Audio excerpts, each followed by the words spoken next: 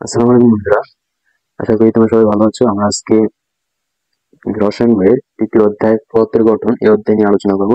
আমরা আমাদের এই সিরিজে এসএসসি 26-27 যে সিরিজটা আছে এই সিরিজে আমরা কি করি, আমরা এখানে সবগুলো ক্লাসের মানে সবগুলো অধ্যায়ে আমরা জন্য দুইটা ক্লাস দিই। সবগুলো অধ্যায়ের জন্য আমরা দুইটা ক্লাস দিই।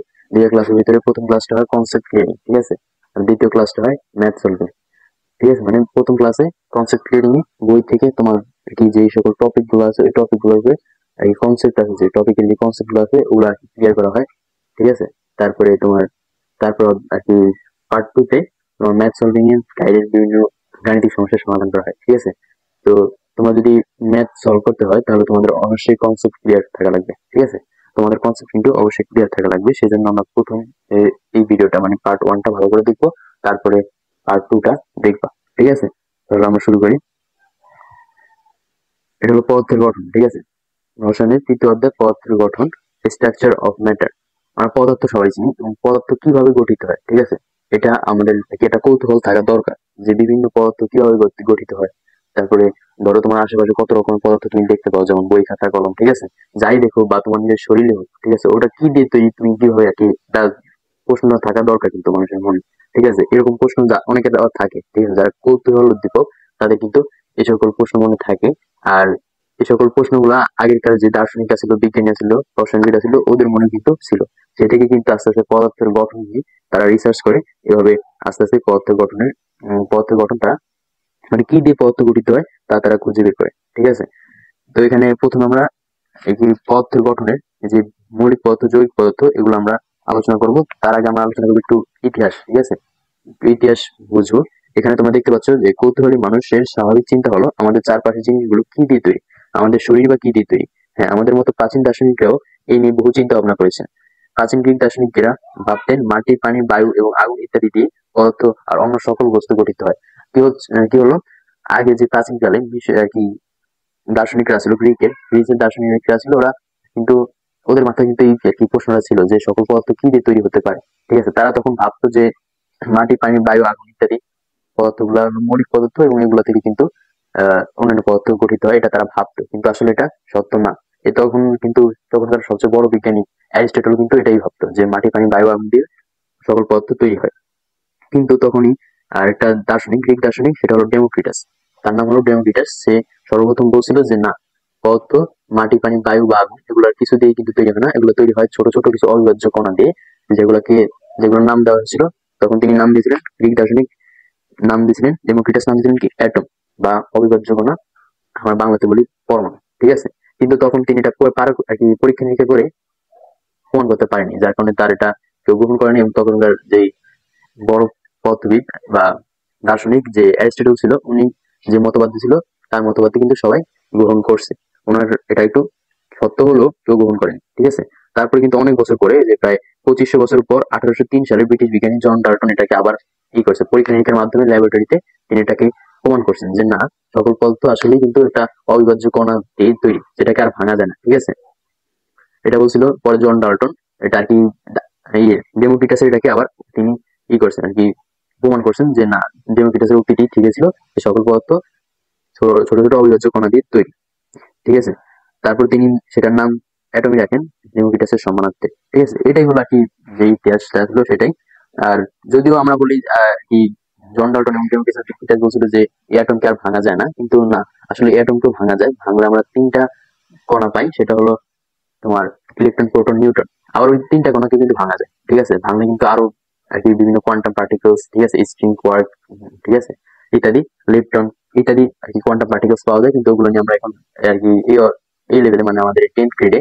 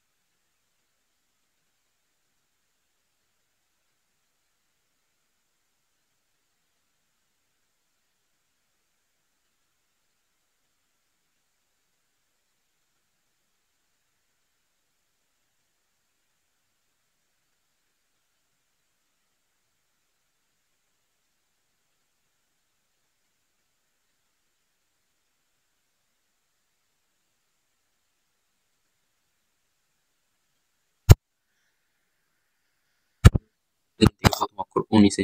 এখানে শুধু ইংরেজি না, অনেক ক্ষেত্রে আমাদের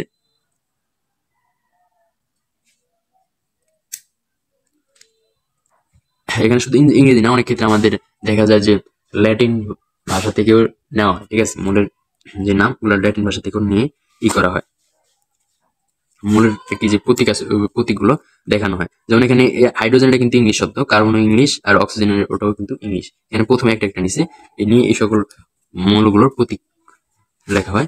তারপর হলো যে যদি দুই বা দুইয়ের অধিক মৌলের ইংরেজি নামের অক্ষর একই হয়, তবে একই মৌলকে নামের প্রথম অক্ষর বড় হাতের দিয়ে প্রকাশ করা হয়। অন্যগুলোর ক্ষেত্রে প্রতীকটি দুই অক্ষরে লেখা হয়।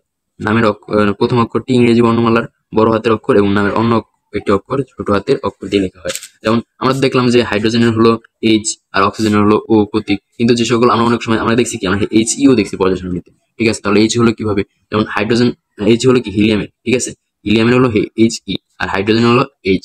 ঠিক আছে, হাইড্রোজেন এইচ দিয়ে মানে হিলিয়াম হাইড্রোজেন। ঠিক আছে, মানে একের অধিক পরমাণু আছে, যার কারণে প্রথম একটা প্রকাশ করে এইচ দিয়ে, আরেকটা প্রকাশ করে এইচ এর পরে আরেকটা লিটার নেয় আর কি সেই নামের থেকে। যেমন হিলিয়ামের HELL IUM মনে হয়, মেবি বানানো হয়েছে কিনা জানি না, তারপর এরকমই আর কি। তাহলে প্রথম লেটার আর দ্বিতীয় লেটার, প্রথমটা সব পরমাণুর ক্ষেত্রে কিন্তু প্রথমটা বড় হাতের, তারপরটা কি ছোট হাতের। ঠিক আছে, এভাবে কিন্তু মূলের প্রতীকীকরণ করা হয়। তারপরে তোমাদের যদি আমরা লেড ক্ষেত্রে চিন্তা করি, লেড লেড আমরা যদিও বলি লেড, কিন্তু এটার নাম হলো কি, ল্যাটিন নাম হলো কি প্লাম্বাম। ঠিক আছে, ল্যাটিন নাম হলো প্লাম্বাম। আমরা প্লাম্বাম থেকে এটার যে প্রতীক ব্যবহার করি, কি পিবি। ঠিক আছে, আমরা লেডের প্রতীক কি দিই, পদের সামনে তুমি দেখবা পিবি, কিন্তু এটার নাম হচ্ছে লেড। তো সেক্ষেত্রে কিন্তু তারা ইংরেজি নামটা ব্যবহার করেন, ইংরেজি নাম ব্যবহার করেন এটা প্রতীক বের করার ক্ষেত্রে। তারা ব্যবহার করছে কোনটা, ল্যাটিন নাম প্লাম্বাম। ঠিক আছে, প্লাম্বাম থেকে পিডি আসছে। তারপর টাংস্টেন ক্ষেত্রেও একই একই বিষয়, যে টাংস্টেন হলো ইংরেজি নাম হলো যে ওলফ্রাম, এটা হলো ল্যাটিন নাম। ঠিক আছে, ওই ওলফ্রামের থেকে কিন্তু প্রথম অক্ষর ডব্লিউ নিয়ে আর কি ওই টাংস্টেনের প্রতীক দিছে। ঠিক আছে, টাংস্টেন। তো এভাবেই প্রতীক করা হয়। তোমাদের কিছু কিছু পরমাণুর ক্ষেত্রে ল্যাটিন নাম নেওয়া হয়, আবার বেশিরভাগ বা অনেকগুলোর ক্ষেত্রে নেওয়া হয় তোমার ইংরেজি নাম। ঠিক আছে, প্রথম অক্ষর নেওয়া হয়, আবার যদি প্রথম অক্ষর দিয়ে অন্য কোনো পরমাণুর প্রতীক অলরেডি থেকে থাকে, তাহলে তারা প্রথম অক্ষরের পরে আরেকটা নেওয়া হয়। ঠিক আছে, সেক্ষেত্রে প্রথম অক্ষরের পরে কিন্তু আরেকটা অক্ষর নেওয়া হয়। তাহলে তোমরা এভাবেই করবা।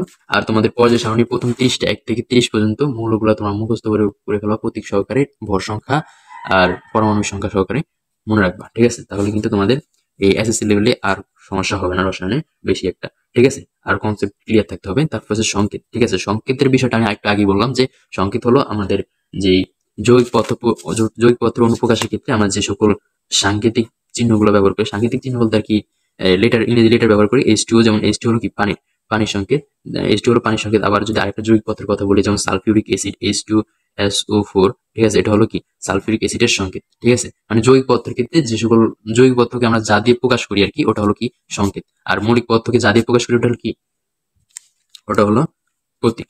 ঠিক আছে, তার হলো পরমাণুর সাংগঠনিক কণা বা fundamental particles of an atom. আমি আগে বলছিলাম যে পরমাণুকে ভাঙলে আমরা আরো 3টা ফান্ডামেন্টাল কণা না যদি ওগুলো আর কি, তারপর আমরা এখানে আমরা আর কি বোঝার সুবিধার্থে আমরা বেশি গভীরে যাবো না, আমরা ফান্ডামেন্টাল কণাই বলবো। ঠিক আছে, পরমাণুর 3টে ফান্ডামেন্টাল কণা কি, সেটা হলো ইলেকট্রন, প্রোটন এবং নিউট্রন। ঠিক আছে, মানে পরমাণুকে ভাঙলে আরো 3টা ফান্ডামেন্টাল কণা বা মৌলিক কণা পাওয়া যাবে। সেগুলো কি, সেগুলো হলো ইলেকট্রন, প্রোটন এবং নিউট্রন। ঠিক আছে, তারপরে এখানে ইলেকট্রন হলো পরমাণুর একটি মৌলিক কণা যার আধান বা চার্জ ঋণাত্মক বা নেগেটিভ। ঠিক আছে, এখানে ইলেকট্রন ইলেকট্রন থাকে কই, এটা পরমাণু যদি এটা নেই, এটা ইলেকট্রন থাকে কি শক্তি স্তরে, আর থাকে নিউক্লিয়াস থাকে কেন্দ্রে। ঠিক আছে, তাহলে শক্তি স্তরে ইলেকট্রনের চার্জ হলো কি মাইনাস বা নেগেটিভ। ঠিক আছে, আর প্রোটনের চার্জ পজিটিভ বা প্লাস। ওদের চার্জ কিন্তু একই হতে গেলে একদম আর কি, জাস্ট চিহ্নটা ভিন্ন, মানে একটা হলো পজিটিভ, একটা হলো নেগেটিভ। চার্জ হলো 1.60 into 10 to the power -19 coulomb. ঠিক আছে, এটা হয় যদি ইলেকট্রনের ক্ষেত্রে হয় তাহলে -1.60 into 10 to the power -19 coulomb, আর যদি প্রোটনের ক্ষেত্রে হয় তাহলে +1.60 into 10 to the power -19 coulomb. ঠিক আছে, ইলেকট্রন প্রকাশ করা হয় ই প্রতীক দিয়ে প্রকাশ করা হয়। একটি ইলেকট্রনের ভর 9 পয়েন্ট, এটা কিন্তু আর কি প্রোটন আর নিউট্রন থেকে অনেক ছোট। ঠিক আছে, 9.11 into 10 to the power -28। এটা প্রোটন আর নিউট্রনের তুলনায় অনেক ছোট হওয়ার কারণে কিন্তু এটাকে বলা হয় কি, এটাকে আর কি এটা আপেক্ষিক ভর ধরা হয় 0। ঠিক আছে, আপেক্ষিক ভর ধরা হয় 0। ইলেকট্রনের আপেক্ষিক আধান ধরা হয় 1। ঠিক আছে, -1 আর কি, ইলেকট্রনের আপেক্ষিক আধান ধরা হয় -1। যদিও যে প্রকৃত যে আধানটা আছে ওটা -1 থেকে 1 থেকে খুবই ছোট, তারপরও এটাকে -1 ধরা হয়। ঠিক আছে, এটার আপেক্ষিক আধান ধরা হয় আপেক্ষিকভাবে যে কোনো কিছু ধরা যেতে পারে, তবে এটা বেশিরভাগ ক্ষেত্রে ধরা হয় কি, বেশিরভাগ ক্ষেত্রে এটা নিয়ম করে ইলেকট্রনের আপেক্ষিক আধান -1 ধরা হয় এবং এর ভর ধরা হয় প্রোটন ও নিউট্রনের ভরের তুলনায়। এর ভর কি প্রোটন ও নিউট্রনের তুলনায়, এই যে বলছিলাম আমি 1840 গুণ কম, ঠিক আছে, 1840 গুণ কম নিউটন আর প্রোটনের ভরের তুলনায় ইলেকট্রনের ভর, তাই এর আপেক্ষিক ভর হয় 0, ঠিক আছে, এর আপেক্ষিক ভর ধরা হয় 0।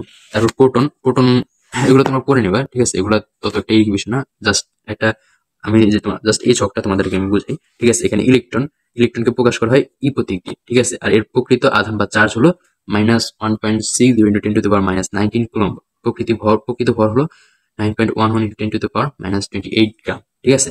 আর আপেক্ষিক আধান হলো -1 আর আপেক্ষিক ভর হলো 0, ঠিক আছে। এভাবে প্রোটনের ক্ষেত্রে প্রোটনকে প্রকাশ করে পি দিয়ে, ঠিক আছে। প্রোটনের প্রকৃত আধান বা চার্জ হলো +1.6 × 10⁻19 কুলম্ব। এখানে কিন্তু জাস্ট আমরা এটা মনে রাখলে কিন্তু ইলেকট্রন আর প্রোটনের প্রকৃত আধানটা মনে রাখতে পারছো, মানে এইটা এই ছকটা মুখস্থ করবা, ঠিক আছে, মনে রাখবা। তারপর হলো পারমাণবিক সংখ্যা বা অ্যাটমিক নাম্বার, ঠিক আছে। অ্যাটমিক নাম্বারকে কোনো মৌলের আইডি নাম্বারও বলা যায়। কিভাবে? যেমন তোমাদের ক্লাসে তোমার রোল নাম্বার আছে, ঠিক আছে, তোমার রোল নাম্বার ধরে ডাক দিলে তুমি ই দাও, প্রেজেন্ট দাও, ঠিক আছে। তার মানে কি তোমার রোল নাম্বারটা তোমাকে আর কি প্রেজেন্ট করে নাকি, সেভাবেই আর কি অ্যাটমিক নাম্বার বা পারমাণবিক সংখ্যা মূলকে প্রেজেন্ট করে, ঠিক আছে। যেমন তোমার মনে করো, আর পারমাণবিক সংখ্যাটা কি? পারমাণবিক সংখ্যাটা হলো কোনো পদার্থের ভিতরে উপস্থিত প্রোটনের সংখ্যা, ঠিক আছে। প্রোটনের সংখ্যাটা হলো কি পারমাণবিক সংখ্যা।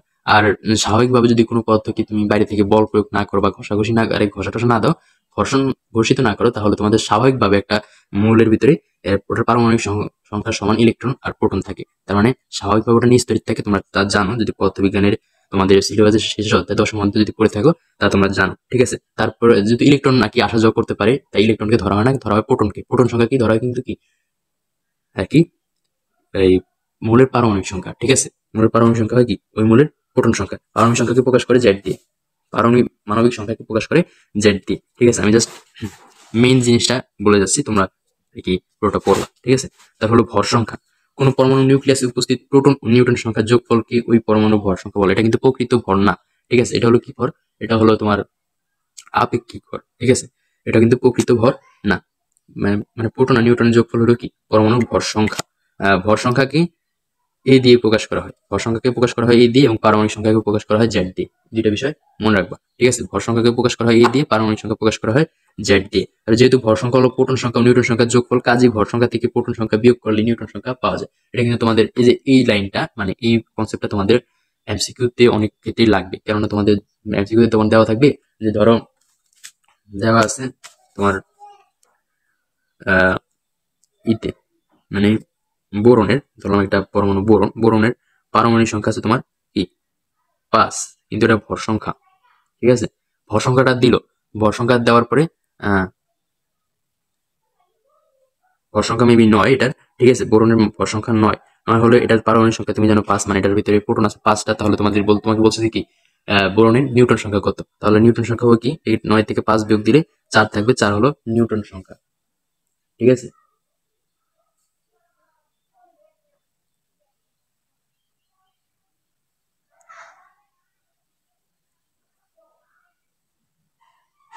ঠিক আছে, মানে 11, ঠিক আছে, 11 ভর সংখ্যা 11। এবার ঠিক আছে, ঠিক আছে। এটা ভর সংখ্যা হলো 11, 11 থেকে 5 বিয়োগ দিলে তোমাদের যা থাকে কত থাকে, 11 থেকে 5 বিয়োগ দিলে 6 থাকে, 6 হলো কি ওই মানে বোরনের নিউটন সংখ্যা, ঠিক আছে। এভাবে তোমরা কিছু কিছু এমসিকিউ থাকবে এরকম টাইপের, ওগুলো তোমরা সমাধান করতে পারবা, ঠিক আছে। এই যে আবার কি তোমাদের যে পরমাণু আছে, এই পরমাণুকে প্রকাশ করে এভাবে প্রথমে থাকবে প্রতীক। প্রথমে পর্যায় সারণীতে তোমরা দেখবা যে প্রথমে থাকবে প্রতীক, যেমন এখানে সোডিয়ামের দিছে, সোডিয়াম আমরা একটা দিই, ধরুন হাইড্রোজেন, ঠিক আছে, হাইড্রোজেনের প্রতীক দিছে। আর হাইড্রোজেনের প্রতীক দিলে আর কি এটা পারমাণবিক সংখ্যা থাকবে নিচে আর ভর সংখ্যা থাকবে উপরে, ঠিক আছে। পারমাণবিক সংখ্যা হলো জেড, জেড থাকবে নিচে, পারমাণবিক সংখ্যা 1 আর ভর সংখ্যা কিন্তু 1, ঠিক আছে। এভাবে কিন্তু মৌলগুলোকে ভর সংখ্যা, তারপর তোমার পারমাণবিক সংখ্যা এবং প্রতীক দিয়ে প্রকাশ করা হয়, ঠিক আছে। এখানেও এই জিনিসটা রেখেছে, তোমরা এটাই করো, ঠিক আছে। এটা মনে রাখবে, এটা থেকে কিন্তু এমসিকিউ আসে, ঠিক আছে। তোমরা যদি পরে ছকটা খেয়াল করো তাহলে কিন্তু এটা বুঝবা। তারপরে আছে কি অ্যাটমিক মডেল। এটা কিন্তু খুবই গুরুত্বপূর্ণ, খুবই গুরুত্বপূর্ণ একটা বিষয়, ঠিক আছে। এটা দিয়ে তোমরা অনেক প্রশ্নের কিন্তু আমি দেখছি যে ঘ নাম্বার থাকে, ঠিক আছে, মানে একবারে লাস্ট নাম্বার যেটা 4 মার্কের ঘ, এই ঘ নাম্বার কিন্তু এটা থেকে প্রশ্ন আসে। যেমন তোমাকে বলবে কি রাদারফোর্ডের পরমাণু মডেল, তারপরে তোমার বোর পরমাণু মডেল, এই দুটো পরমাণু মডেলের ভিতরে পার্থক্য করতে বলবে, চিহ্নিত করতে পারে। তারপরে স্বীকার্যগুলো, তার সীমাবদ্ধতা, রাদারফোর্ডের পরমাণু মডেলের সীমাবদ্ধতা, বোরের পরমাণু মডেলের সীমাবদ্ধতা, এগুলো থেকে কিন্তু প্রশ্ন আসে। ঠিক আছে, সেহেতু তোমাদের এই দুইটা পরমাণু মডেল একেবারে পুঙ্খানুপুঙ্খভাবে শুদ্ধ ভালোভাবে বুঝতে হবে। ঠিক আছে, আমরা পড়ি এই যে স্বীকার্যগুলো ABCD এভাবে আর কি পয়েন্ট পয়েন্ট আকারে স্বীকার্যগুলো দিছে, এগুলোকে বলা হয় স্বীকার্য আর কি।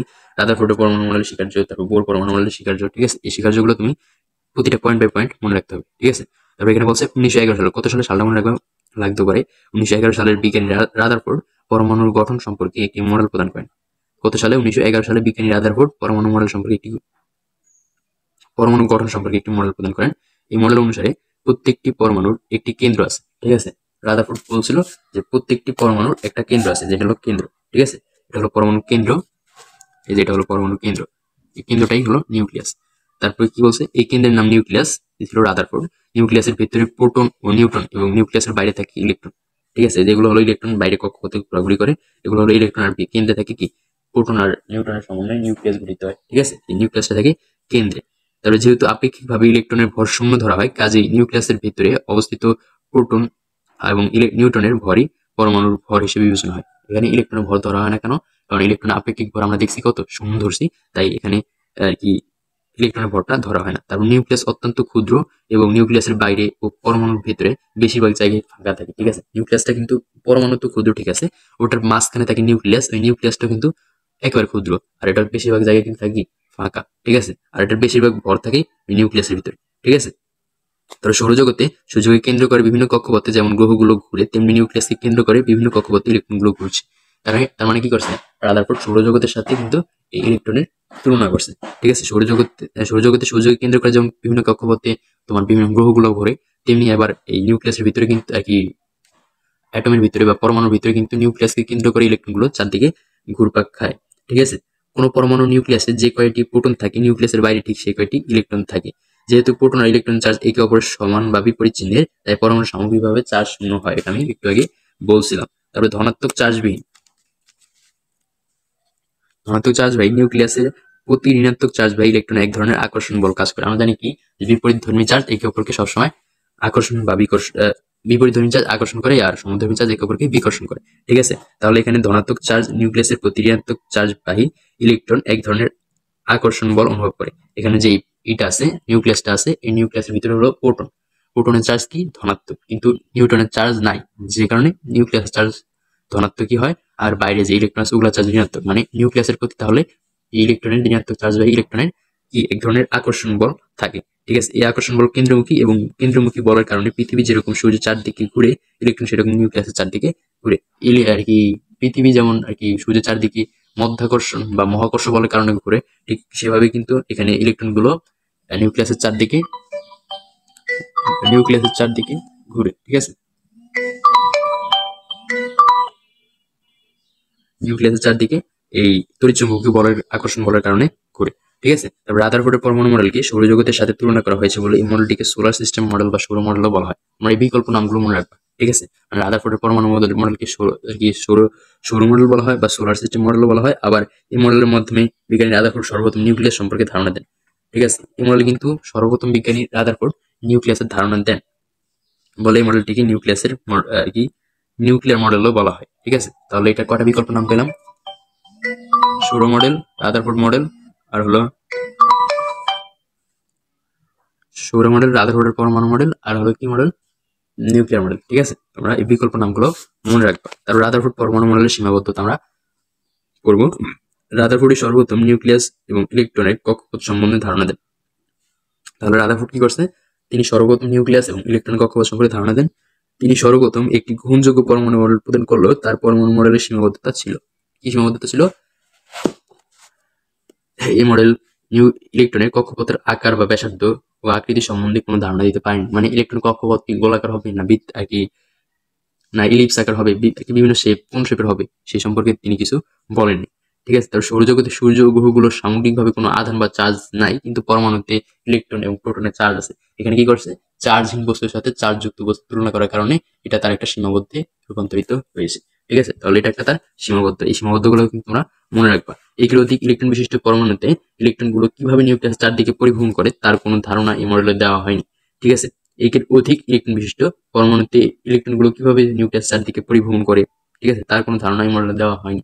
ঠিক আছে, তারপরে দেখা হচ্ছে ম্যাক্সওয়েল তত্ত্বানুসারে ইলেকট্রন নিউক্লিয়াসকে কেন্দ্র করে ঘূর্ণনের সময় ক্রমাগত শক্তি হারাতে থাকবে, ফলে ইলেকট্রনের ঘূর্ণন পথ ছোট হতে থাকবে এবং এক সময় ইলেকট্রনটি নিউক্লিয়াসের পতিত হবে, অর্থাৎ পরমাণুর অস্তিত্ব বিলুপ্ত হবে। কিন্তু বাস্তবে সেটা ঘটে না, অর্থাৎ ম্যাক্সওয়েলের তত্ত্বানুসারে রাদারফোর্ড পরমাণু মডেল সঠিক নয়। এখানে ম্যাক্সওয়েলের তত্ত্ব সঠিক নয়, আর সেই অনুসারে রাদারফোর্ডের পরমাণু মডেলও সঠিক নয়। এটা কেন দিচ্ছে আমি বুঝতেছি না, যেটা সঠিক নয় সেটা আবার সাপেক্ষিক ধরছে। যাই হোক, তোমরা এটা মনে রাখবা। তারপর হচ্ছে বোর পরমাণু মডেল। ঠিক আছে, রাদারফোর্ড পরমাণু মডেলের ত্রুটিগুলোকে সংশোধন করে 1913 খ্রিস্টাব্দে, মানে 2 বছর পরেই, বিজ্ঞানী নিলস বোর পরমাণুর একটি মডেল প্রদান করেন। এই মডেলকে বোরের পরমাণু মডেল বলা হয়। বোর পরমাণু মডেলের মতবাদগুলো এরকম: পরমাণুতে যে সকল ইলেকট্রন থাকে সেগুলো নিউক্লিয়াসকে কেন্দ্র করে ইচ্ছে মতো যে কোনো কক্ষপথে ঘুরতে পারে না। এটা হলো প্রথম স্বীকার্য। ঠিক আছে, তারা নির্দিষ্ট মানে ইলেকট্রন যে আছে, যে এগুলো একটা নিউক্লিয়াস। ঠিক আছে, এটা ধরলাম হিলিয়াম। ঠিক আছে, হিলিয়ামের বাইরে কক্ষপথে দুইটা থাকে। ঠিক আছে, দুইটা ইলেকট্রন থাকে। আরেকটা কক্ষপথ যদিও নাই, ধরলাম আছে। ঠিক আছে, ধরলাম এটা বেরিলিয়াম। ঠিক আছে, বেরিলিয়ামে এখানে দুইটা কক্ষপথের প্রথম কক্ষপথে দুইটা, তারপর কক্ষপথে একটা আছে, মানে মোট 3টা ইলেকট্রন আছে, যেহেতু এটা পারমাণবিক সংখ্যা 3। ঠিক আছে, কিন্তু এখানে বলছে যে বোর বলছে কি, যে ওই ইলেকট্রন গুলো ইচ্ছা মতো, তার ইচ্ছা মতো যে কোনো কক্ষপথে ঘুরতে পারে না। ঠিক আছে, কিন্তু এটা কিন্তু রাদারফোর্ড বলেন। ঠিক আছে, রাদারফোর্ড এই সম্পর্কে কিছুই বলেনি, কিন্তু বোর বলছে কি, ইলেকট্রন গুলো নির্দিষ্ট কক্ষপথে ঘুরে। ঠিক আছে, তার ইচ্ছা মতো এই কক্ষপথে একবার যাবে, আবার এই কক্ষপথে আসবে, এভাবে তারা ঘুরে না, ঘুরতে পারে না। ঠিক আছে, বিভিন্ন নির্দিষ্ট তাদের অনুমোদিত কক্ষপথে ঘুরে। এই নির্দিষ্ট ব্যাসার্ধের অনুমোদিত বৃত্তাকার কক্ষপথগুলোকে প্রধান শক্তি স্তর বা সেল বা অরবিট বলা হয়। এগুলোকে বলা হয় প্রধান শক্তি স্তর। ঠিক আছে, প্রধান শক্তি স্তর বা অরবিট বলা হয়। তারপরে স্থির কক্ষপথে ঘোরার সময় ইলেকট্রনগুলো কোনরূপ শক্তি শোষণ বা বিকিরণ করে না, মানে স্বাভাবিকভাবে ঘোরার সময় কিন্তু তারা কোনো প্রকার শক্তি শোষণ করবে না আর বিকিরণও করবে না, যেটা ম্যাক্সওয়েল বলছিল যে শক্তি বিকিরণ করবে। কিন্তু তার এখানে তার আর কি নিলস বোর তার এই কথাটার মাধ্যমে ম্যাক্সওয়েলের তত্ত্বটাকে ভুল প্রমাণ করছে। ঠিক আছে, মানে এখানে কি হবে না, তারা স্বাভাবিকভাবে যদি ঘোরে ইলেকট্রন কোনো প্রকার শক্তি গ্রহণও করবে না, আবার বর্জনও করবে না। ঠিক আছে, স্থির কক্ষপথে এন দ্বারা প্রকাশ করা হয়। স্থির কক্ষপথ গুলোকে প্রকাশ করা হয় এন দ্বারা। এগুলোকে বলা হয় এই স্থির কক্ষপথ বা প্রধান কক্ষপথ, প্রধান শক্তি স্তর, এগুলোকে প্রকাশ করা হয় এন দ্বারা। ঠিক আছে, বিভিন্ন কক্ষপথের ক্ষেত্রে এন এর মান বিভিন্ন হয়। যেমন এটার ক্ষেত্রে এটা প্রথম কক্ষপথ, এটার ক্ষেত্রে এন এর মান 1, এটা দ্বিতীয় কক্ষপথ, এটার ক্ষেত্রে এন এর মান 2।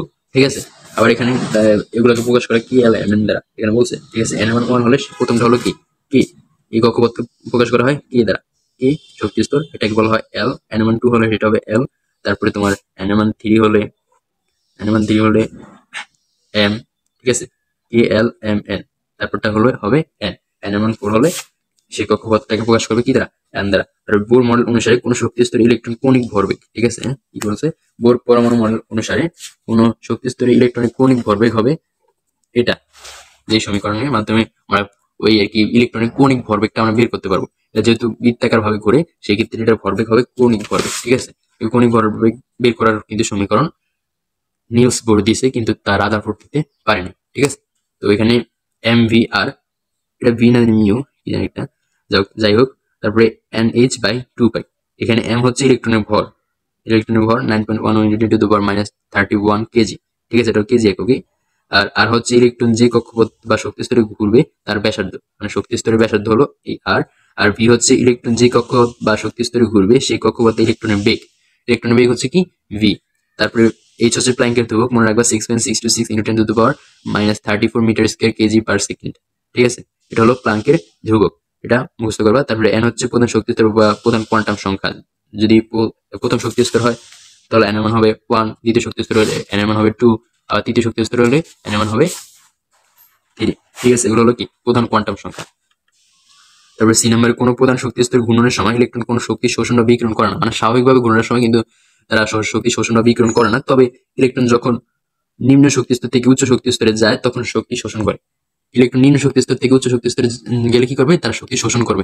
এই শক্তিটা যদি আমরা বাইরে থেকে দেই ইলেকট্রনকে, আমরা যদি দেই তাহলে ইলেকট্রনটা শক্তিটা শোষণ করে নিম্ন শক্তি স্তর থেকে উচ্চ শক্তি স্তরে যাবে। আবার যদি সেটার থেকে আমরা শক্তি যদি শোষণ করে আমরা নিয়ে যাই তাহলে ইলেকট্রন শক্তি বিকিরণ করতে হবে।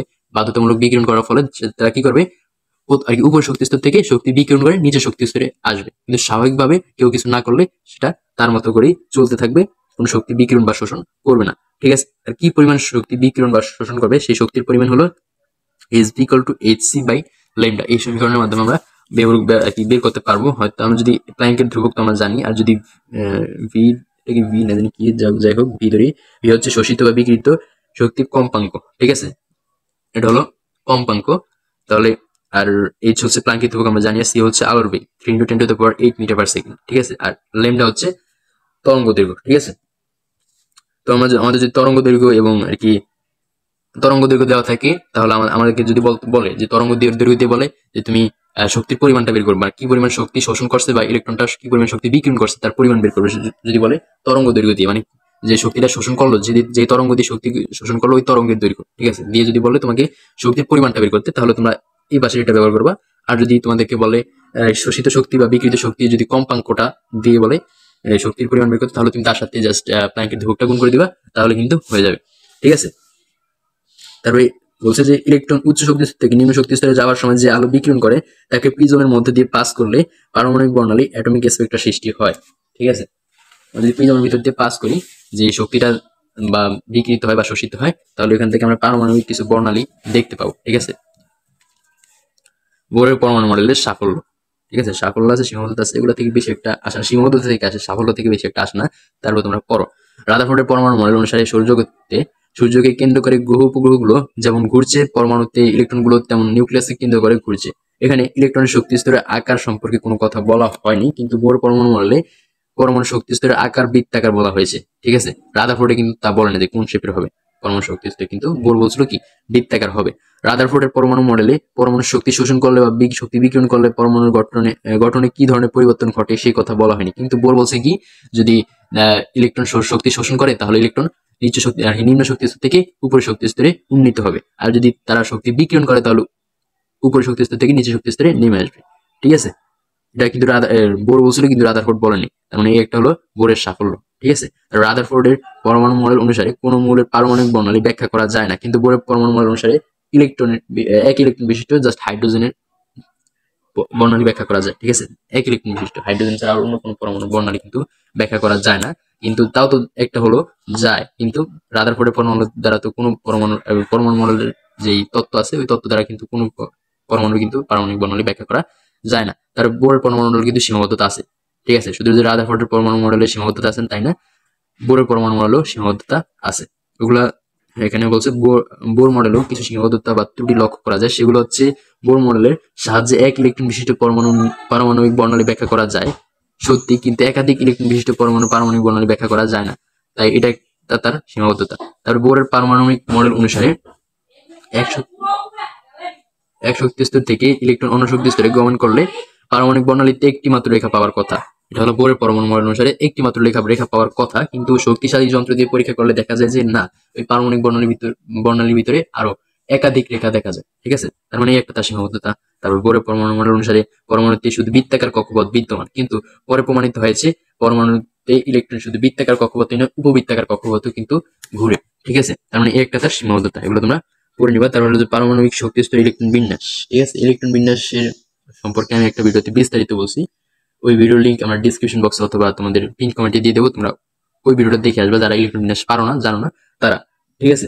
ওটার ভিতরে কিন্তু বিস্তারিত বলছে, আধা ঘন্টা একটা ভিডিও, তোমরা ওটা দেখে আসবে। বোরের মডেলে যে শক্তি স্তরের কথা বলা হয়েছে তাকে প্রধান শক্তি স্তর বলা হয়।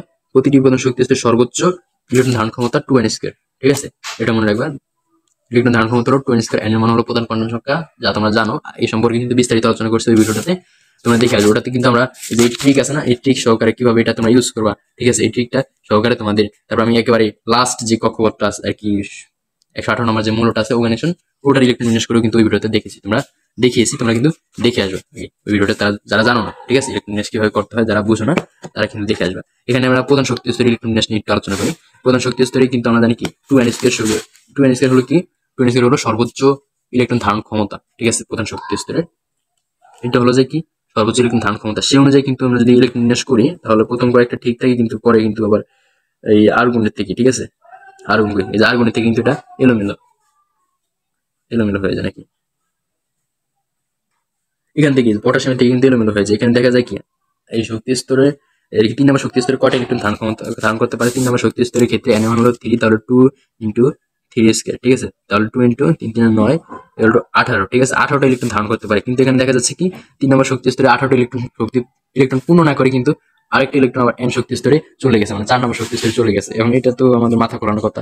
তাহলে এখানে কিন্তু আসে কিন্তু উপশক্তি স্তরের ধারণা, ঠিক আছে।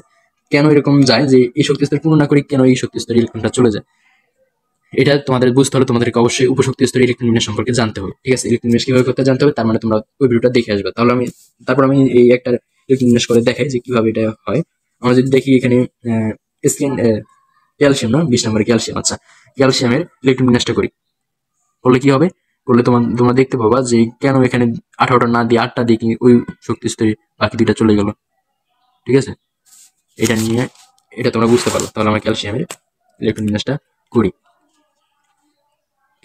ক্যালসিয়ামের পারমাণবিক সংখ্যা 20, ঠিক আছে।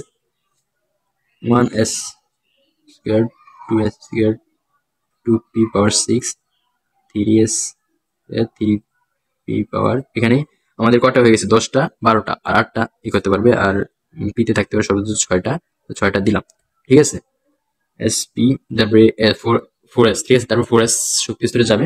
আমরা এখানে 6টা দিছি, 8টা আর 12টা, 6টা 12টা কটা 18টা, মানে আর 2টা, বাকি 2টা 4s এ যাবে, ঠিক আছে। 4s এ 2টা যাবে। কেন এগুলো যে আমি কিভাবে করছি তোমরা অনেকে বলতে পারো কি করলো, অনেক কিছু বুঝলাম না। তাই তোমাদের বলছি আমি ওই ভিডিওটা দেখে আসো, ওই ভিডিওটা কিন্তু আমি বিস্তারিত আলোচনা করছি। আমি এখানে জাস্ট এটাই বুঝাবো, ইলেকট্রন বিন্যাসের এটা আর ধরবো না, ঠিক আছে। এগুলো আর ধরবো না, তারপর থেকে আবার যাবো। তোমরা ওই ভিডিওটা দেখে আসলে এগুলো সব ক্লিয়ার হয়ে যাবে, ঠিক আছে। আমরা দেখি এখানে এটা হলো আমাদের ক্যালসিয়ামের ইলেকট্রন বিন্যাস, ঠিক আছে। তো এখান থেকে তোমরা দেখো যে প্রথম শক্তি স্তরে 2টা, এখানে 1 2 3 4 এগুলো কিন্তু হলো কি, এগুলো হলো প্রধান কোয়ান্টাম সংখ্যা, ঠিক আছে। তার মানে প্রধান কোয়ান্টাম সংখ্যা 1, মানে এটা হলো যে কি প্রথম শক্তি স্তরে ইলেকট্রন 1 এর আছে একটাই, তার মানে এখানে s আছে 2টা ইলেকট্রন, মানে প্রধান শক্তি স্তর 1 নম্বর শক্তি স্তরে প্রধান শক্তি স্তরে ইলেকট্রন আছে 2টা। তারপরে দ্বিতীয় প্রধান শক্তি স্তর হলো যে এই 2টা উপশক্তি স্তর, এই 2টা অরবিটালের ভিতরে ইলেকট্রন আছে 6 2 8টা, ঠিক আছে। মানে দ্বিতীয় প্রধান শক্তি স্তর ইলেকট্রন আছে 8টা, তৃতীয় প্রধান শক্তি স্তর ইলেকট্রন আছে 6 2 তাও 8টা, ঠিক আছে। 8টা চতুর্থ শক্তি স্তরে আছে আমাদের 2টা। দেখো এখানে কিন্তু আমাদের যদি এখানে 18টা পূর্ণ করে তারপরে শক্তি স্তরে যাওয়ার কথা ছিল, কিন্তু তা হলো না। কেন হলো না, এখানে আমাদের উপশক্তি স্তরে ইলেকট্রন বিন্যাসের কারণে এটা হলো না। তো তোমরা দেখো যে মিলে গেছে, ঠিক আছে। তো তোমরা উপশক্তি স্তরে ইলেকট্রন বিন্যাসটা শিখে নিবে। আমরা পরে দেখি ব্যতিক্রমটা কিন্তু আমি ওই ভিডিওতে আলোচনা করছি, ঠিক আছে। তারপরে আমরা আইসোটোপ নিয়ে আলোচনা করবো, ঠিক আছে। যে সকল পরমাণুর প্রোটন সংখ্যা সমান কিন্তু ভর সংখ্যা বা নিউট্রন সংখ্যা ভিন্ন, এখানে নিউট্রন সংখ্যাটাই ভিন্ন হতে গেল কেন, আসে না প্রশ্ন? অবশ্যই আসে। আমি বলি আইসোটোপ কি। আইসোটোপ হলো যদি বিভিন্ন পরমাণু আছে, যে সকল পরমাণু কি হয় তোমাদের ওই সকল পরমাণু, যে সকল পরমাণুর ভর সংখ্যা ভিন্ন তবে পারমাণবিক সংখ্যা 1, যে সকল পরমাণুর ভর সংখ্যা ভিন্ন তবে পারমাণবিক সংখ্যা 1, ওই সকল পরমাণু কি একে অপরের আইসোটোপ, মানে ওই সকল পরমাণুগুলো হলো একে অপরের আইসোটোপ। যে সকল পরমাণুর ভর সংখ্যা ভিন্ন তবে পারমাণবিক সংখ্যা একই, তাহলে ওরা হলো কি একে অপরের আইসোটোপ, ঠিক আছে। তাহলে আইসোটোপের ভর সংখ্যা হয় ভিন্ন। আমরা হাইড্রোজেনের 7টা আইসোটোপ আছে, ঠিক আছে। কিন্তু আমরা এখানে যদি হাইড্রোজেন 2 এর আইসোটোপ হাইড্রোজেন 2 এর কথা বলি, হাইড্রোজেন 2 মানে এখানে হাইড্রোজেনের ভর হলো 2, ঠিক আছে। কিন্তু আমরা হাইড্রোজেন সাধারণ যে হাইড্রোজেনটা দেখি পোট্রিয়াম যেটাকে বলি আমরা, ওটাতে হাইড্রোজেনের ভর সংখ্যা 1, মানে আমরা পর্যায় সারণীতে যদি খুলি পর্যায় সারণীতে হাইড্রোজেনের ভর পারমাণবিক ভর 1, ঠিক আছে। কিন্তু এটা হলো হাইড্রোজেন 1 মানে বা পোট্রিয়াম, আর আমি যেটা লিখলাম এখানে হাইড্রোজেন 2 এটা হলো কি ডিউটেরিয়াম, ঠিক আছে। যে তোমরা যে এই ছকটা যদি দেখো তাহলে দেখতে পাবা যে হাইড্রোজেন 3টা আইসোটোপ দিছে। হাইড্রোজেনের প্রথম আইসোটোপ পোট্রিয়াম, ঠিক আছে। এখানে ভর সংখ্যা 1 পারমাণবিক সংখ্যা 1, দেখতে পারমাণবিক সংখ্যা কিন্তু তিনটারই সমান একই, কিন্তু ভর সংখ্যা ভিন্ন হওয়ার কারণে এটা একে অপরের আইসোটোপ হয়ে গেল, ঠিক আছে। পারমাণবিক সংখ্যা 2 মানে সেটা হলো ডিউটেরিয়াম, ঠিক আছে। প্রথমটা হলো হাইড্রোজেন, ঠিক আছে। তারপর হাইড্রোজেনের পোট্রিয়াম, তারপর হলো ডিউটেরিয়াম, তারপর হলো ট্রিটিয়াম। এই তিনটা হলো কি হাইড্রোজেনের আইসোটোপ, ঠিক আছে। তাহলে আইসোটোপ হয় কেন, তাদের আইসোটোপ কারা, যাদের পারমাণবিক সংখ্যা সেম হওয়া সত্ত্বেও তাদের যদি ভর সংখ্যা ভিন্ন হয় সেই সকল মৌলগুলো একে অপরের আইসোটোপ। আর এই আইসোটোপ কিন্তু তোমাদের ভর সংখ্যা ভিন্ন হয় কেন, প্রোটন সংখ্যা একই থাকে। কেন প্রোটন সংখ্যা একই থাকে, কারণ প্রোটন সংখ্যা 1 না থাকলে পারমাণবিক সংখ্যা কিভাবে 1 থাকে, যেহেতু পারমাণবিক সংখ্যা 1 থাকে মানে প্রোটন সংখ্যাও সবাই সেম থাকে। তাহলে তারতম্য হয় কিসের, নিউটন সংখ্যার তারতম্য হয়। তো এখানে যে হাইড্রোজেন আছে পোট্রিয়াম, ওই পোট্রিয়ামের পারমাণবিক সংখ্যা 1, এখানে কিন্তু কোনো নিউটন নাই, এখানে জাস্ট একটা প্রোটনই থাকে এই নিউক্লিয়াসে, এই মৌলের নিউক্লিয়াসে জাস্ট একটা প্রোটন থাকে, ওই প্রোটনের ভর 1, আর এই আপেক্ষিক ভর 1, সেটাই এখানে বলছে, ঠিক আছে। তারপর ডিউটেরিয়াম, এখানে কিন্তু একটা প্রোটন থাকে একটা নিউট্রন থাকে, এটাতে কোনো নিউট্রন থাকে না, এটাতে নিউট্রন থাকে। মানে আমি যেটা বলতে চাইছিলাম যে নিউট্রন সংখ্যার পার্থক্যের কারণে কিন্তু ভর সংখ্যার পার্থক্য হয়, আর ভর সংখ্যার পার্থক্যের কারণে কিন্তু এরা একে অপরের আইসোটোপ হয়, ঠিক আছে। এই আইসোটোপ গেল। তারপর হলো পারমাণবিক ভর বা আপেক্ষিক পারমাণবিক ভর, অ্যাটমিক মাস ও রিলেটিভ অ্যাটমিক মাস, ঠিক আছে। আমরা আগে জেনেছি যে কোনো মৌলের পারমাণবিক ভর সংখ্যা হলো পরমাণু নিউক্লিয়াসে উপস্থিত প্রোটন ও নিউট্রন সংখ্যার যোগফল, এটা আমরা আগে জানছি। তাহলে ভর সংখ্যা নিশ্চয়ই হবে একটি পূর্ণ সংখ্যা। এই যে তোমাদের একটা প্রশ্ন আসতে পারে যে আমি আগে বলছিলাম যে যে পরমাণু ভর সংখ্যা হবে নিউট্রন সংখ্যা আর প্রোটন সংখ্যার যোগফল। তো এখানে অনেক পদার্থের কিছু মৌল আছে যেগুলোর ভর সংখ্যা হলো তোমার কি খণ্ড সংখ্যা বা ফ্রিকশন, যেমন আছে তোমার ক্লোরিন, ঠিক আছে। ক্লোরিনের ভর সংখ্যা হলো কত? 35.5। এখানে দশমিকটা আসলো কোথা থেকে? যদি অবশ্যই একটা পূর্ণ সংখ্যা আসার কথা, যেহেতু নিউটন সংখ্যা আর প্রোটন সংখ্যার যোগফল। সেক্ষেত্রে কিন্তু তোমাদের আসে যে আপেক্ষিক পারমাণবিক ভর কিভাবে বের করতে হয়, তাহলে তোমাদের এটা জানতে হবে, ঠিক আছে। আর জানতে হবে যে কি গড় আপেক্ষিক পারমাণবিক ভর। গড় আপেক্ষিক পারমাণবিক ভর কিন্তু সব পরমাণুর ক্ষেত্রে ইউজ হয় না। যে সকল পরমাণুর আইসোটোপ আছে ওই সকল পরমাণুর ক্ষেত্রে কিন্তু গড় আপেক্ষিক পারমাণবিক ভরটা করা হয়, বের করে তারপরে তোমাদের গড় আপেক্ষিক পারমাণবিক ভর যেটা আসে ওটা হলো একই পর্যায় সারণীতে সেটাই থাকে, ঠিক আছে। তাহলে তোমরা দেখি এখানে বলছে ফ্লোরিনের একটি পরমাণু প্রকৃত ভর, এটা হলো কি প্রকৃত ভর হলো এত গ্রাম, আর অ্যালুমিনিয়ামের প্রকৃত ভর হলো এত গ্রাম। এরকম প্রত্যেকটা মৌলের কিন্তু প্রকৃত ভর আছে, ঠিক আছে, প্রকৃত ভর আছে। আর তাহলে আমরা এখান থেকে এত ছোট যে আমরা যদি এগুলো হিসাব নিকাশ করতে যাই, এগুলো রাসায়নিক গণনা করতে যাই, এগুলো নিয়ে আমাদের এখানে অনেক সমস্যা হবে। তাই ক্ষেত্রে আমরা এই যে এই এত ছোট এটাকে হিসাব নিকাশের ক্ষেত্রে আমরা এটা থেকে আপেক্ষিক মানে প্রকৃত ভরটা আমরা ইউজ করি না, আমরা আপেক্ষিক ভরটা পারমাণবিক ভরটা ইউজ করি। তাহলে এটাকে যদি আমরা এই ফ্লোরিনের যদি এটা প্রকৃত ভর, এটাকে যদি আমরা আপেক্ষিক পারমাণবিক ভরে কনভার্ট করতে হয়, মানে এটা থেকে যদি এই ফ্লোরিনের আপেক্ষিক পারমাণবিক ভর বের করতে হয়, তাহলে এটাকে আমরা কার্বন 12 আইসোটোপের, ঠিক আছে, কার্বন একটা আইসোটোপ, সেটা হলো কার্বন 12 বলা হয়, বা আইসোটোপের 12 ভাগে, আইসোটোপের যে ভর আছে ওই ভরের 12 ভাগের 1 ভাগ, ঠিক আছে, ভরের 12 ভাগের 1 ভাগ হলো তোমাদের কি কার্বন 12 আইসোটোপের ভর। এই ভরের 12 ভাগের 1 ভাগ দিয়ে আমাদের ওই সকল আর কি যেটা আমরা আপেক্ষিক পারমাণবিক ভর বের করবো ওটা প্রকৃত ভরকে ভাগ দিলে ওই মূলের আর কি পারমাণবিক আপেক্ষিক পারমাণবিক ভরটা বের হয়ে যাবে। তোমরা যে সূত্রটা দেখতে পাচ্ছ এটা থেকে কিন্তু আমরা করবো। কারণ আমরা যদি ফ্লোরিনের আপেক্ষিক পারমাণবিক ভরটা বের করতে যাই, এখানে ফ্লোরিনের প্রকৃত পারমাণবিক ভর দিছে, ঠিক আছে, 3.16 ইন্টু 10⁻⁻23, ঠিক আছে। এটা হলো কি? এটা হলো ফ্লোরিনের প্রকৃত পারমাণবিক ভর। আমরা এখান থেকে আপেক্ষিক পারমাণবিক ভর বের করতে হলে এটাকে আমরা কার্বন 12 আইসোটোপের যেই আইসোটোপ আছে ওই আইসোটোপের ভরের 12 ভাগের 1 ভাগ এটাকে ভাগ করতে হবে। তাহলে কার্বন 12 আইসোটোপের 12 ভাগের 1 ভাগ হলো, এটা তোমরা মুখস্থ করে রাখবা এটা, ঠিক আছে, 1.6 ইন্টু 10⁻⁻24, এটা দিয়ে আমরা ভাগ করতে হবে।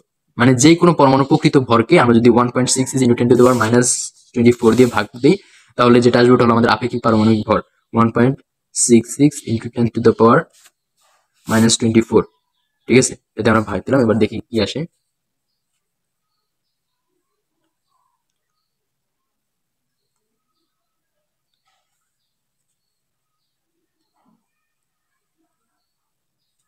থ্রি পয়েন্ট 16 ইন্টু 10⁻⁻23, ঠিক আছে। এটাকে আমরা ভাগ দিব 1.66 ইন্টু 10⁻⁻24 দিয়ে, ঠিক আছে। ভাগ দিলে আসছে কত? 19.036, ঠিক আছে, ইত্যাদি ইত্যাদি আসে। আর আপেক্ষিক পারমাণবিক ভরে কিন্তু কোনো হয় না আর কি, কোনো একক হয় না, ঠিক আছে। এটা হলো আমাদের আসছে, কিন্তু আমরা যে পর্যায় সারণীর দিকে তাকাই তাহলে এটার আপেক্ষিক পারমাণবিক ভর কত সেটা আমরা দেখি। পর্যায় সারণীতে কি ভরটা দেওয়া আছে?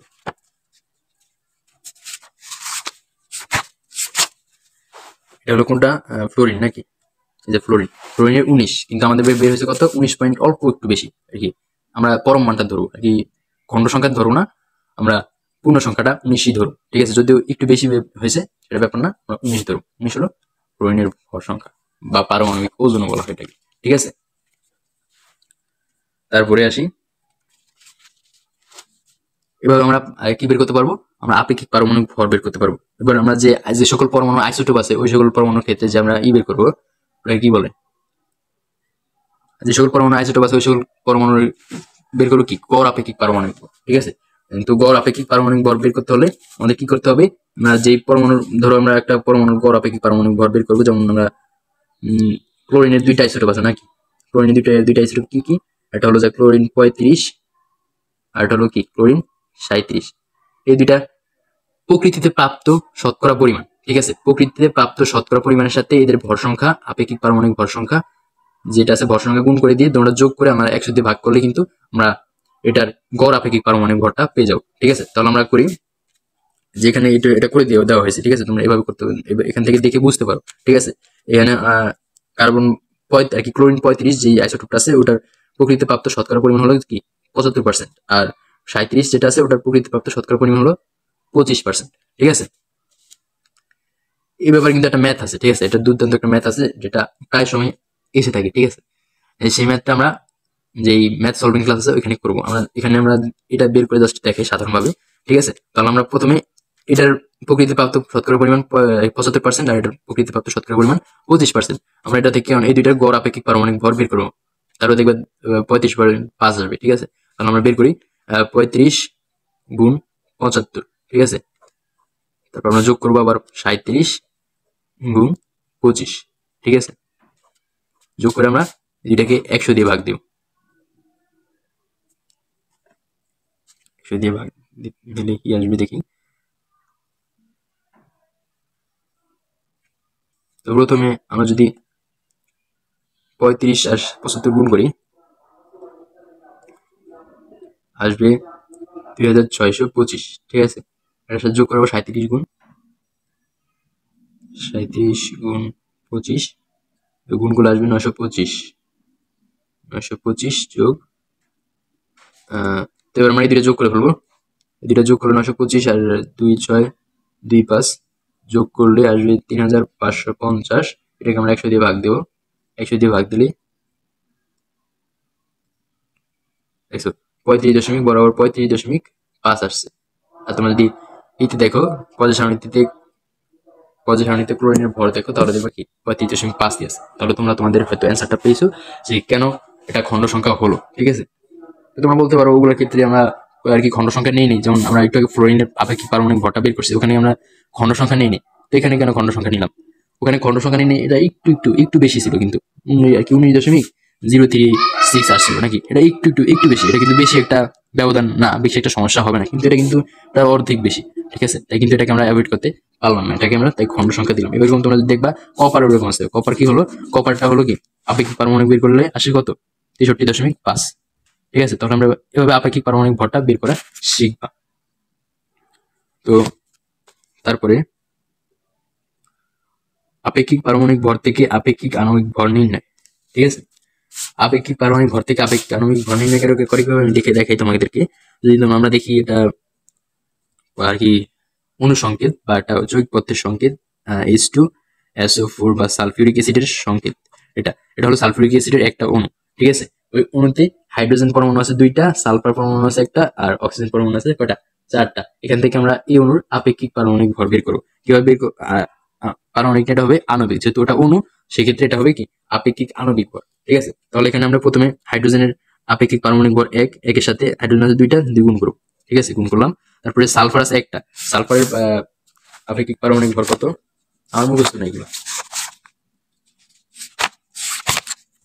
মুখস্থ করা দরকার। 32। ঠিক আছে, সালফারের আপেক্ষিক পারমাণবিক ভর হলো 32। তো এখানে সালফার যেহেতু একটা আছে এখানে আর কিছু গুণ করা লাগবে না, 32 দিয়ে দেবো। যোগ অক্সিজেনের আপেক্ষিক পারমাণবিক ভর 16। তারপরে 16 সাথে আমরা কত যোগ করবো? গুণ করবো, যেহেতু অক্সিজেন আছে 4টা। ঠিক আছে, অক্সিজেন কিন্তু এখানে আছে কটা? 4টা। তাহলে এখানে আমরা 16 সাথে 4 গুণ করবো। ঠিক আছে, 16 গুণ 4। ঠিক আছে, তো এখানে আমরা আসবে 2 যোগ 2 একে 2 একই 32 যোগ 4 16 কত? 16 গুণ 4 424, 4 হাতে আছে 2, 4 একে 4, 4 2 6 64। ঠিক আছে, 64 হলো এই দুইটা গুণফল। তারপর আমরা এগুলো যোগ করে দিলে আসছে কত? 34 আর 64 90 98। ঠিক আছে, 98 হলো এই সালফিউরিক অ্যাসিডের কি আপেক্ষিক আণবিক ভর। এভাবে কিন্তু যে কোনো পরমাণু তোমরা আর কি অণুর যে কোনো তোমরা আপেক্ষিক আণবিক ভর বের করতে পারবে। ঠিক আছে, তারপর এখানে আছে আইসোটোপের ব্যবহার। কৃষিক্ষেত্রে আইসোটোপের ব্যবহার, আইসোটোপের ক্ষতিকর প্রভাব। ঠিক আছে, তোমরা এগুলো কিন্তু নিজেরা পড়ে নিবে, এগুলো জাস্ট রিডিং পড়া, এগুলো আর কিছু নয়। ঠিক আছে, তাহলে আমি যদি একটু দেখাই তাহলে আসে কিরকম আইসোটোপ ও তাদের ব্যবহার। ঠিক আছে, uses of radioactive isotopes and their uses. ঠিক আছে, চিকিৎসা ক্ষেত্রে কিন্তু আমাদের এই আইসোটোপ ব্যবহার করা হয়। আইসোটোপ থেকে তোমাদের বলি যে আইসোটোপ থেকে উত্তেজিত যে তেজস্ক্রিয় আইসোটোপ গুলো আছে ওগুলো থেকে তিন ধরনের কি ক্ষতিকারক রশ্মি আর উপকারী রশ্মি বলা যায় কি নির্গত হয়। রশ্মিগুলোকে বলা হয় কি আলফা আলফা রে, তারপর তোমাদের আছে গামা রে, বিটা রে। ঠিক আছে, আলফা গামা বিটা এই তিন ধরনের রশ্মি বের হয়ে থাকে। ঠিক আছে, তো চিকিৎসা ক্ষেত্রে এই রশ্মিগুলো ব্যবহার করা হয় কিভাবে? রোগ নির্ণয়ের ক্ষেত্রে আইসোটোপ ব্যবহার করে একজন রোগাক্রান্ত স্থানের ছবি তোলা সম্ভব। তোমাদের দেখবা যে ডাক্তারের কাছে গেলে ডাক্তার কিন্তু বাইরে থেকে কিন্তু তোমাদের আর কি বুকের ভিতরে হার্টের ছবি তুলতে পারবে, তারপর তোমাদের ভিতরের অঙ্গের ছবি তুলতে পারবে। কিভাবে তোলে? এগুলো কিন্তু আইসোটোপের মাধ্যমে তোলে। তোমাকে প্রথমে এই আইসোটোপ কোনটা? টেকনিশিয়াম 99। ঠিক আছে, এই আইসোটোপটা তোমাকে খাওয়াবে বা তোমাদের শরীরে যেভাবে হোক ইঞ্জেকশনের মাধ্যমে পুশ করে হোক যেভাবে হোক তোমাদের শরীরে দিবে। দেওয়ার পরে যখন একটা নির্দিষ্ট টাইমের পরে যখন এটা আইসোটোপটা কি করবে, তার তেজস্ক্রিয় যে রশ্মিগুলো আছে আলফা বিটা গামা, ওইখান থেকে রশ্মি নির্গত করবে। এরকম রশ্মি নির্গত করবে, ওই রশ্মিগুলো বাইরে থেকে কিন্তু ডাক্তার কি করবে, ডাক্তার আরেকটা সেন্সরের মাধ্যমে ওই রশ্মিগুলো রিসিভ করবে, রিসিভারের দ্বারা রিসিভ করবে। সেখান থেকে কি করবে, একটা ফটো বা ইমেজ তোমাদের শরীরের ভিতরে একটা যে অঙ্গটার ইমেজ কি ফটো তোলা দরকার, অঙ্গটার ফটো তোলা যাবে। ঠিক আছে, ফটো তোলা যাবে। তো এভাবে রোগ রোগ নির্ণয়ের ক্ষেত্রে গামা রশ্মি শনাক্তকরণ ক্যামেরা দিয়ে সেই স্থানে ছবি তোলা সম্ভব। এই তেজস্ক্রিয় আইসোটোপ টেকনিশিয়াম 99 এর লাইফ টাইম 6 ঘন্টা, মানে 6 ঘন্টা পরে এটা নিষ্ক্রিয় হয়ে যাবে। এই আইসোটোপের আর সক্রিয়তা থাকবে না। তাই সামান্য সময় এর তেজস্ক্রিয়তা শেষ হয়ে যায় বলে এটি অনেক নিরাপদ। ঠিক আছে, বেশি সময় থাকলে আবার তোমাদের কোষের ক্ষতি করবে, ক্যান্সার হওয়ার সম্ভাবনা আছে। ঠিক আছে, তারপর হচ্ছে রোগ নিরাময়। সর্বপ্রথম থাইরয়েড ক্যান্সারের নিরাময়ের তেজস্ক্রিয় আইসোটোপ ব্যবহার করা হয়েছে। রোগীকে পরিমাণ মতো তেজস্ক্রিয় আইসোটোপ আয়োডিন 131 সমৃদ্ধ দ্রবণ পান করানো হয়। এই আইসোটোপ থাইরয়েডে পৌঁছায়। ঠিক আছে, প্রথমে এই আইসোটোপের দ্রবণটা কি করে পান করানো হয় রোগীকে। এই আইসোটোপটা থাইরয়েডে যায় প্রথমে। এই আইসোটোপ থেকে বিটা রশ্মি নির্গত হয় এবং থাইরয়েডের ক্যান্সার কোষকে ধ্বংস করে। ঠিক আছে, এছাড়া রেডিয়াম আইসোটোপ ব্রেন ক্যান্সার নিরাময় ব্যবহার করা হয়। তারপর টিউমারের উপস্থিত নির্ণয় ও নিরাময়ের জন্য তেজস্ক্রিয় আইসোটোপ কোবাল্ট 60 ব্যবহার করা হয়। আইসোটোপ কিন্তু ক্যান্সারের কারণ, আবার ক্যান্সারের কোষ ধ্বংস করার ক্ষেত্রে কিন্তু আবার এই আইসোটোপের ব্যবহার করা হয়ে থাকে। ঠিক আছে, তারপরে কৃষিক্ষেত্রে আইসোটোপের ব্যবহার ফসলের পুষ্টিতে। ঠিক আছে, ফসলের পুষ্টিতে কিভাবে ব্যবহার করা হয়, এখানে একটা বলা হয়েছে যে একটা মেশিনের নাম ছিল না, যন্ত্রের নাম ছিল কি জানি, উদ্ভিদের বিভিন্ন অংশে শোষিত হয় এবং তেজস্ক্রিয় আইসোটোপ থেকে তেজস্ক্রিয় রশ্মি নির্গত হয়। গাইগার মুলার কাউন্টার। ঠিক আছে, এটা হলো কি গাইগার মুলার কাউন্টার ব্যবহার করে এই তেজস্ক্রিয় রশ্মি শনাক্ত ও পরিমাপ করা হয়। ঠিক আছে, ফসলের পুষ্টিতে কিভাবে জমিতে পরিমাণ মতো সার ব্যবহার করতে হয়। সার মূল্যবান বস্তু। ঠিক আছে, সার মূল্যবান বস্তু, তাই অতিরিক্ত ব্যবহার করা আর্থিক ক্ষতির কারণ। একদিকে প্রয়োজনের অতিরিক্ত সার ব্যবহার করলে আবার পরিবেশের ক্ষতির কারণ হয়। অপরদিকে প্রয়োজনের চেয়ে কম পরিমাণ সার ব্যবহার করলে হলে ফসলের উৎপাদন কম হয়। তেজস্ক্রিয় আইসোটোপ ব্যবহার করে জমিতে কি পরিমাণ নাইট্রোজেন বা ফসফরাস আছে তা জানা যায়। সেখান থেকে কিন্তু কি পরিমাণ সার দিবে তা বোঝা যায়। ঠিক আছে, আর তা জেনে জমিতেও আর কি পরিমাণ নাইট্রোজেন বা ফসফরাস দিতে হবে তাও হিসাব করা যায়। তো উদ্ভিদ মূলের মাধ্যমে তেজস্ক্রিয় নাইট্রোজেন ও তেজস্ক্রিয় ফসফরাস গ্রহণ করে এবং তা উদ্ভিদের শরীরের বিভিন্ন অংশে শোষিত হয়। এসব তেজস্ক্রিয় আইসোটোপ থেকে তেজস্ক্রিয় রশ্মি নির্গত হয়। গাইগার মুলার কাউন্টার থেকে এগুলো ডিটেক্ট করা হয়। ডিটেক্ট করে শনাক্ত করে তাদের রশ্মি শনাক্ত করে পরিমাপ করা হয় যে কি পরিমাণে তার শরীরে পুষ্টি আছে, কি পরিমাণে তার লাগবে। ঠিক আছে, এক্ষেত্রে ফসলের পুষ্টির ক্ষেত্রে ব্যবহার করে। তারপর ক্ষতিকারক পোকামাকড় নিয়ন্ত্রণের ক্ষেত্রে ফসলের জন্য ক্ষতিকারক পোকামাকড় সবসময় মারাত্মক হুমকি স্বরূপ। ঠিক আছে, এগুলো যেমন ফসলের উৎপাদন কমায়, তেমনি এদের মধ্যে রোগ জীবাণু উদ্ভিদে প্রবেশ করে। এসব পোকামাকড় ধ্বংস করার জন্য ফসলে এবং জমিতে কীটনাশক দেওয়া হয়। এই কীটনাশক পরিবেশ ও আমাদের শরীরের জন্য ক্ষতিকর। শুধু তাই নয়, এই কীটনাশক ক্ষতিকারক পোকামাকড়ের সাথে অনেক উপকারী পোকামাকড় ধ্বংস করে। তেজস্ক্রিয় আইসোটোপ সমৃদ্ধ কীটনাশক ব্যবহারের মাধ্যমে জানা সম্ভব হয়েছে সর্বনিম্ন কতটুকু পরিমাণ কীটনাশক একটি ফসলের জন্য ব্যবহার করা যাবে। ঠিক আছে, এই সকল ক্ষেত্রে বিভিন্ন ক্ষেত্রে এখানে বলছে বিদ্যুৎ উৎপাদন ক্ষেত্রে তোমাদের পারমাণবিক বিদ্যুৎ কিন্তু এই আইসোটোপ ইউরেনিয়াম ব্যবহার করা হয়। ঠিক আছে, ইউরেনিয়ামের 2টা আইসোটোপ ব্যবহার করা হয় আর বিদ্যুৎ উৎপাদনের ক্ষেত্রে। মানে আইসোটোপের বিভিন্ন ব্যবহার আছে, আইসোটোপের কিন্তু বড় ধরনের ক্ষতিও হয়। ঠিক আছে, এই যে যেমন এখানে বলছে পারমাণবিক বিদ্যুৎ কেন্দ্রে 2টা বিস্ফোরণের রাশিয়ার চোরনোবিলে পারমাণবিক বিদ্যুৎ কেন্দ্রে যে দুর্ঘটনা ঘটেছিল তার ফলে অনেক প্রাণ হারিয়েছিল এবং ওই এলাকার পরিবেশ দূষণ ঘটেছে। মানে এটা তেজস্ক্রিয় আইসোটোপ এরকম একটা জিনিস যেটা থেকে যে রেডিও অ্যাক্টিভ যে ওয়েভ বের হয়, মানে যে তেজস্ক্রিয় রশ্মি বের হয়, ওগুলো কিন্তু মানুষের শরীরের জন্য অত্যন্ত ক্ষতিকর, ক্যান্সারের কারণ হয়। ঠিক আছে, সো তোমরা এগুলো ভালো করে পড়ে নেবা। তেজস্ক্রিয় আইসোটোপের ক্ষতিও আছে আবার উপকারী দিকও আছে। তো আমরা আজকে এখানে বিদায় নিচ্ছি। সবাইকে ধন্যবাদ, আল্লাহ হাফেজ। আর তোমরা কি করবা, তোমরা আমাদের চ্যানেলটা সাবস্ক্রাইব করে রাখবা আর যে কি পার্ট 2 যেটা আসবে ওটা তোমরা দেখবা। ঠিক আছে, পার্ট 2 তোমরা আমাদের এই চ্যানেলে ঢুকলে প্লে লিস্ট অপশনে গেলে তোমরা রসায়নের যে সিরিজের যে রসায়নের প্লে লিস্টটা আছে ওই প্লে লিস্টের ভিতরে ঢুকলে তোমরা পার্ট 2 এবং অন্যান্য অধ্যায়ের ভিডিও পেয়ে যাবা রসায়নের। ওগুলো তোমরা দেখলে তোমাদের আশা করি আর কোনো সমস্যা হবে না রসায়নে। আর যদি তোমাদের কোথাও কোনো সমস্যা হয়ে থাকে বা তোমরা কোনো কনসেপ্ট না বুঝো বা তোমাদের কি কোনো ম্যাথমেটিক্যাল সমস্যার সমাধান করতে না পারো, তাহলে তোমরা আমাদের ইতে আর কি চ্যানেলের ভিতরে ঢুকলে তোমরা কমিউনিটি ট্যাব নামে একটা অপশন আছে, হয়তো ওটার ভিতরে টিপ দিয়ে তোমরা ওখানে পোস্ট করতে পারবে। কমিউনিটি ট্যাবে পোস্ট করলে তোমরা সুবিধা কি, কমিউনিটি ট্যাবে পোস্ট করলে সুবিধা হলো তোমরা ওখানে কিন্তু কি পিক পোস্ট করতে পারবা বা ফটো পোস্ট করতে পারবা। সেই ক্ষেত্রে আমরা যদি কোনো সমস্যা পড়ো পোস্ট করবা, পোস্ট করলে আমরা সেই সমস্যা নিয়ে একটা ভিডিও তৈরি করবো, ঠিক আছে। আর যদি তোমরা চাইলে কমেন্টেও বলতে পারো যদি কোনো সমস্যা থাকে তোমাদের। তাহলে সবাইকে ধন্যবাদ, সবাই ভালো থাকবে, সুস্থ থাকবে, আল্লাহ হাফিজ।